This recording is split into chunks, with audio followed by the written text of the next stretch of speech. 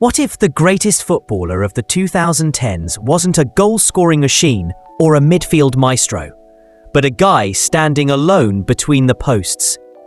Manuel Neuer didn't just play goalkeeper, he turned football upside down.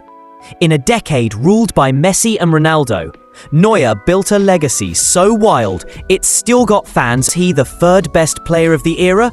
Or did he redefine the game more than anyone? From a kid who despised goalkeeping to a World Cup icon, his story is packed with jaw-dropping moments, heated controversies, and rumors that won't quit. Stick around, because what you're about to hear might change how you see football forever.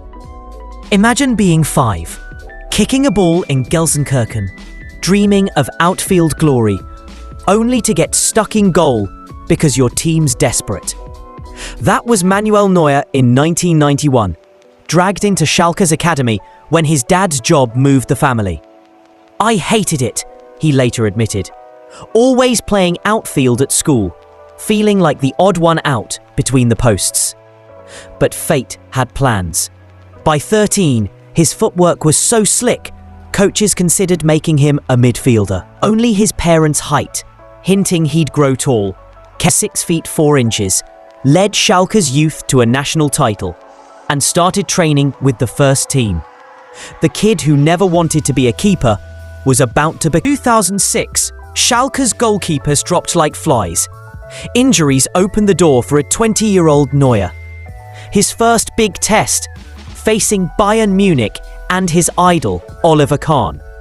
No pressure, right? That season, Schalke came within 2 points of the Bundesliga title, conceding just 0.77 goals per game with Neuer in net, half the rate of other keepers. He was a wall. By 2007-08, he shocked Europe in the Champions League, saving 2 penalties against Porto to push Schalke to their first quarter-final in decades. Fans called him a prodigy, but some grumbled his habit of rushing out like an outfielder was reckless. Too flashy, they said. Neuer didn't care. He was already rewriting the script, and bigger stages were calling. In 2011, Neuer's move to Bayern Munich lit a fuse.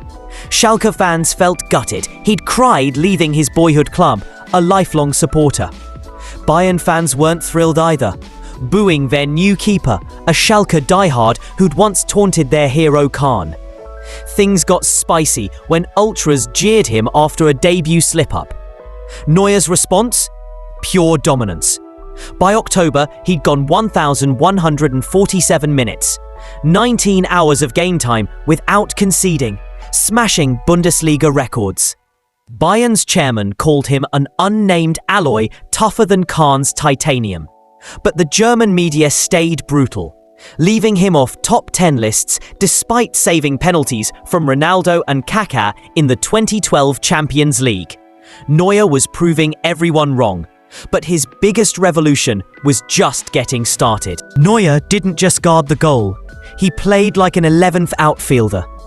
In the 2010s, he perfected the sweeper-keeper role, racing out to intercept passes, launching attacks with laser-like long balls, and even dribbling past strikers. When Pep Guardiola joined Bayern in 2013, he saw Neuer as his secret weapon, pushing him so far up the pitch the board had to step in. No midfield experiments, they begged. Joachim Löw, Germany's coach, backed it up. Neuer could play outfield. Stats tell the story. By 2014, he'd prevented 37.9 goals compared to expected goals on target, nearly double peers like Oblak at 19.7. His style forced coaches to rethink defenses, inspiring a generation of keepers like Ederson and Alisson. But could he take this wild approach to the world's biggest stage? Oh, he was ready. The 2014 World Cup was Neuer's canvas. Germany's campaign started shaky. Wild animals howled outside their Brazil camp, and Neuer mailed home a postcard predicting an early exit. Then came Algeria in the round of 16. Neuer broke records with 21 sweeping actions, touching the ball more than most Algerian players. Pundits like Alan Shearer warned one mistake could end him. Instead, he shut down France, crushed Brazil 7-1, and faced Messi's Argentina in the final. Neuer neutralized Messi, paving the way for Götze's extra-time winner. He won the Golden Glove and landed third in the Ballon d'Or, just 0.04% behind Messi. A goalkeeper in the top three. That's when the world realized Neuer wasn't just elite. He was rewriting football history. But even legends stumble. In 2017, Neuer's world cracked. Literally.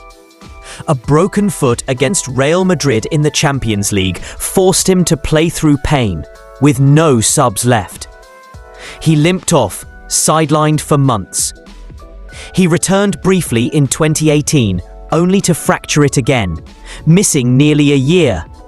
At the 2018 World Cup, a group stage flop, and fans whispered Marc-Andre ter Stegen should take over. He's done, some said. Neuer begged to differ. In 2020, under Hansi Flick, he roared back, leading Bayern to a Champions League title in the pandemic-altered tournament. His man-of-the-match performance against Neymar and Mbappe's PSG in the final shut everyone up. At 34, he'd nabbed a second UCL title and swept every trophy that year. But could he keep defying the odds? It's 2025, and Neuer, now 39, is still a beast. After a 2022 ski accident broke his leg, doctors warned his career might be over. Yet he clawed through 350 days of rehab to star at Euro 2024, his last dance for Germany.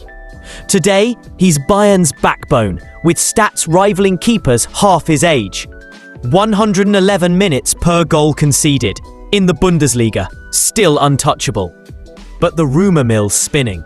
Some say he's about a shock move to a Saudi club for one last payday. Nothing's confirmed, but the buzz keeps fans glued. What's undeniable is Neuer's legacy. 37.9 goals prevented since 2006, a sweeper-keeper blueprint, and a trophy cabinet bursting. Is he the greatest ever, or just the most unique? That debate's still raging.